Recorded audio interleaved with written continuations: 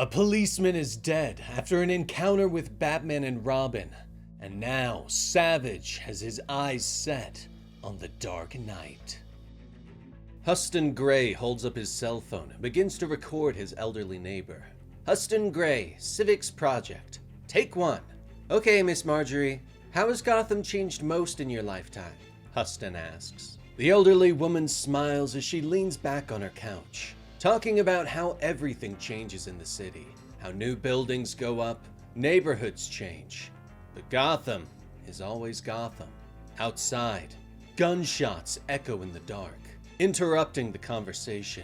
Huston can't help himself and rushes to the window, climbing out onto the fire escape to try and record the action. His eyes widen in shock as he sees Batman and Robin climbing into the Batmobile below his window. Holy crap, Huston whispers as he pans his phone camera over to the crime scene, where 2 police officers lay in pools of blood. He's still there when the police take control of the crime scene, laying in the shadows, still filming. He zooms in, holding his breath as he watches Police Commissioner Savage pull a batarang from inside his suit jacket. He leans down and dips it in the dead police officer's blood, hiding it below the body before calling for one of the investigators. Later, Savage stands in the hospital room of the surviving officer. We found evidence placing Batman at the scene. Why wasn't this mentioned in your report? Savage demands. The officer shrugs. I didn't see him, sir, the man says softly. Savage leans in, reaching out and crumpling the man's breathing tube. You and your partner believed you'd apprehended Robin. Batman came to his rescue. Say his name, officer. Put him at the scene, or you'll never say anything again. Savage hisses. The machines begin to beep in distress and a nurse rushes in. Savage steps away as the nurse begins to work, thinking that the man is struggling to breathe on his own. Savage nods. Save your words, Officer Davis, until you're certain you found the right one to say, Savage tells him before walking out of the room.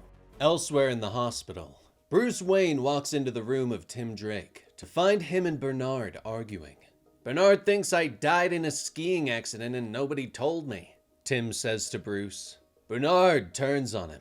Bruce, hi. Step out with me for a second. Tim needs rest, Bernard asks. Bruce nods and notices Tim making a face. They step outside and Bernard thanks Bruce for coming while leading him towards the waiting room. Thanks for coming. You know, Bruce, I realized something funny the other day, Bernard starts to say. Whenever you and Tim go off on your little bro weekends, he always comes back beaten all to hell. Weird, isn't it? Whenever he spends time with you, he gets hurt, Bernard starts to point out. Bruce begins to answer, but Bernard merely snatches the flowers that he brought out of Bruce's hands. These are lovely, thanks, Bernard says before turning and walking away. Bruce stands there in awkward surprise, but his eyes are drawn to the waiting room television, where Hugo Strange is arguing with a woman on a local Gotham news station. The woman has created a medical device known as the Crown of Storms, which should help regulate someone's brain patterns and help those that society has declared insane. Dysfunctional brain activity in the brain can mean profound control dysregulation.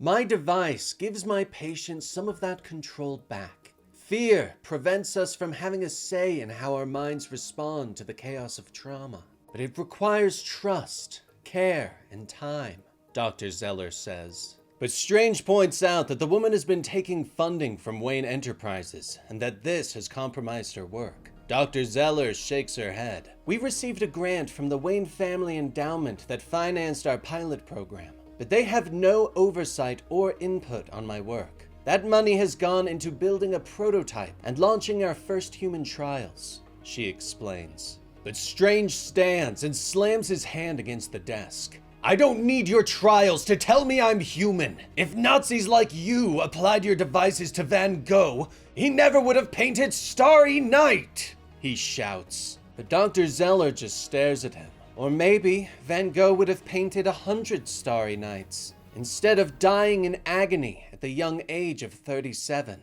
she says calmly. Meanwhile, Bruce has gone home and begins training with Damien. Between punches and kicks, he asks Damien if he's going to Gotham U, since he got accepted 4 years early. Damien flips over a kick, telling his father that he has studied combat, martial arts, medicine, and criminology. What subject could I have possibly left unmastered? He asks. Bruce continues to spar with his son. Literature, history, poetry, he suggests, before catching Damien and pinning him to the wall. Girls? They have girls at college, Damien. Smart ones, Bruce says with a smirk.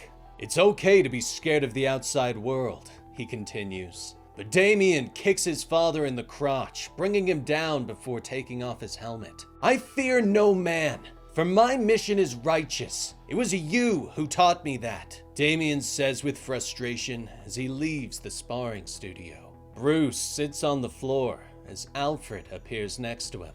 I ever do that to you, Alfred? Bruce asks. Physically, sir? No. Spiritually, many times, Alfred tells him. Elsewhere in the city, Officer Jim Gordon puts a call to his old friend Harvey Bullock at Bullock Investigations in Alleytown. Well, if it ain't the world's oldest beat cop, how's the shin splints, Rook?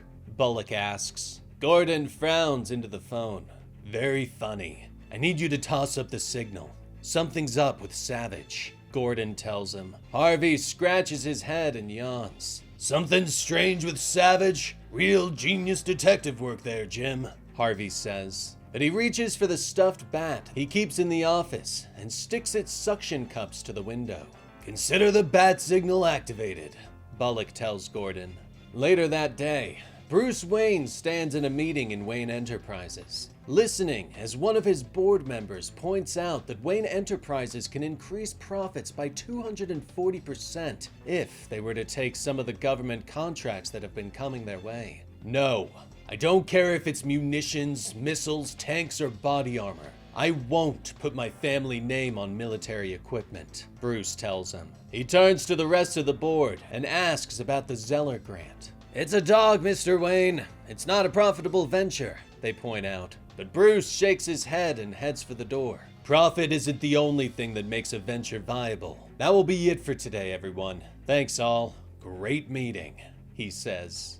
Night falls over the city, and Batman lands on a dark rooftop, finding Bullock and Gordon waiting for him. How much taxpayer money we spent on that rooftop flashlight we had all these years, when all it takes is a crappy stuffed animal jabbed into a window to get your attention, Bullock points out. Batman shrugs. Jim's idea, not mine, he growls. Gordon turns to them. It was a symbol, for them, not him. So everyone knew, he starts to say. But Bullock puts up his hands for Jim to stop. Yeah, I remember, he says. Batman steps to the edge of the building as Jim and Harvey explain that Savage is using last night's police shooting to change policy in the GCPD. He wants to leak to the press that he found evidence that you're a cop killer. He's issued orders to shoot on sight and deputized a private mercenary squad to do the job, Jim explains. Batman nods softly. Everything old is new again, Batman says, watching as a police vehicle speeds down the street, seemingly unaware of a woman crossing the road with her dog. Hey, Jimmy, how's Tall, Dark, and Spooky gonna do his disappearing act from a little building like this? Harvey asks with a smile. Batman nods towards the speeding car and the woman. They're going to hit that woman, he whispers. Harvey and Jim rush to the edge of the building, staring in horror as the car gets closer and closer. Those maniacs! Harvey shouts, but it swerves at the last minute. Gordon and Bullock turn to find Batman gone, having slipped away when they weren't looking. Funny, very funny, Harvey grunts. Elsewhere in the city, in the Wayne Enterprises Experimental Sciences building, two guards slump to the ground, blood oozing from the wounds across their faces. Edward Nigma walks by them, his question mark cane dripping blood as he heads for the elevators. When are rent-a-cops as useful as a pair of sneakers? When is a drag race a real drag? Nigma whispers as he makes his way through the building and all the security measures, finally arriving in the room with the Crown of Storms prototype. He holds up a remote and deactivates the security systems, finishing his riddles as he smiles and reaches out for the device. When does the rooster miss the sunrise? And, what did Napoleon do for his toothache? But suddenly, a fist comes out of the shadows and slams into his jaw, cracking his goggles and putting him to the floor. Oh, Edward. Batman sighs as he deactivates the cloaking device on his stealth suit and appears before Nigma. When they're tied up, when it goes down without a car, when the alarm is off, and when he took the crown, Batman says, answering all of Edward's riddles. He leans down. You were really keeping it together for a while, Edward. CEO of Nigmatech, so rich you could buy your way out of any trouble. What happened? Batman asks. Edward gets to his feet and rushes Batman, trying to grapple him. But Batman twists and throws him across the room, shattering a glass wall. He stalks forward and offers Nigma a hand.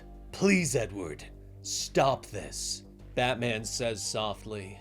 But Nigma grabs a shard of glass and tries to stab Batman, whirling quickly and striking again and again. When is the filmography of the Beatles incomplete? Why do ears hate bathrooms? Why did the perpetual motion machine get a ticket? Well, riddle me that! Edward snarls. But Batman easily blocks the blows and knocks the glass away when it needs help, because there was too much noise in the head.